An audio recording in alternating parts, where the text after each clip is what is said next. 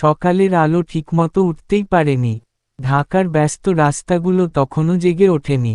এমন এক সময়ই শহরের নামী টিভি চ্যানেল ভিশন 24 এর স্টুডিওতে ঘটে যায় এক অবিশ্বাস্য ঘটনা।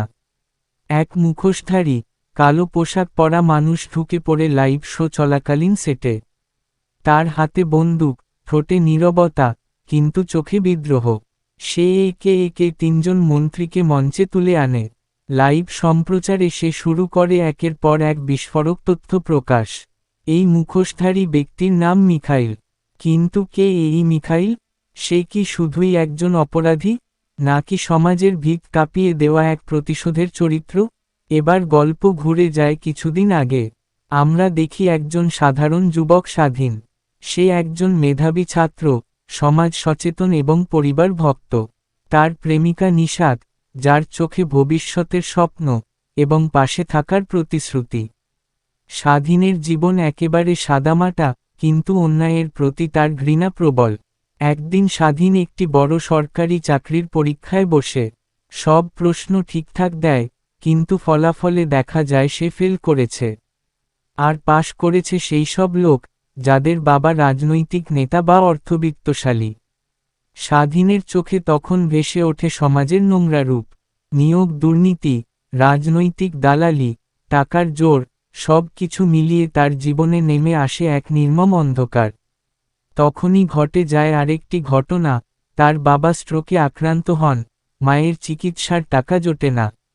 নিজের প্রেমিকাকেও হারিয়ে ফেলে সে, কারণ নিশাতের পরিবার তাকে আর পছন্দ করে না। এই সব আঘাত মিলিয়ে স্বাধীন আর আগের মতো থাকে না। সে হারিয়ে যায় কয়েক মাস। আর ফিরেও আসে মিখাইল নামে এক অচেনা, শক্তিশালী, পরিকল্পিত এক মানব বোমা হয়ে।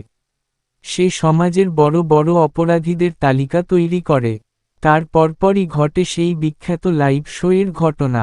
স্টুডিওর ভেতর সে সরাসরি সম্প্রচারে বলতে থাকে, এই 3জন মন্ত্রী চাকরি বিক্রি করেছে, দেশের শিক্ষা ব্যবস্থাকে ধ্বংস করেছে।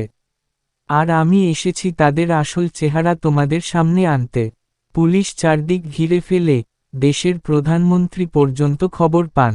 কিন্তু মানুষ তখন শোরগোল তুলেছে, এই ছেলে ঠিক কাজই করেছে।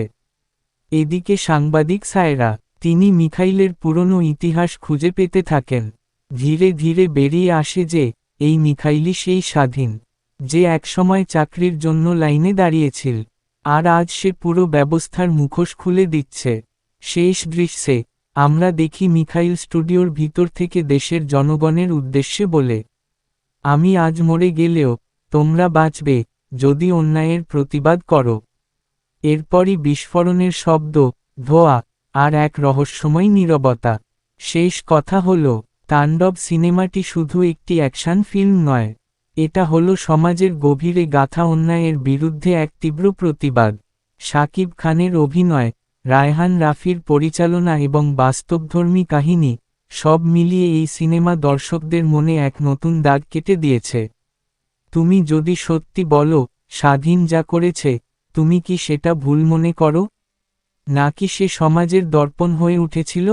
কমেন্টে জানাও তোমার মতামত। এই ছিল তাণ্ডব সিনেমার সম্পূর্ণ কাহিনীর ব্যাখ্যা। ভিডিও ভালো লাগলে লাইক দিও, চ্যানেলটা সাবস্ক্রাইব করো, আর শেয়ার করো তোমার বন্ধুদের সঙ্গে।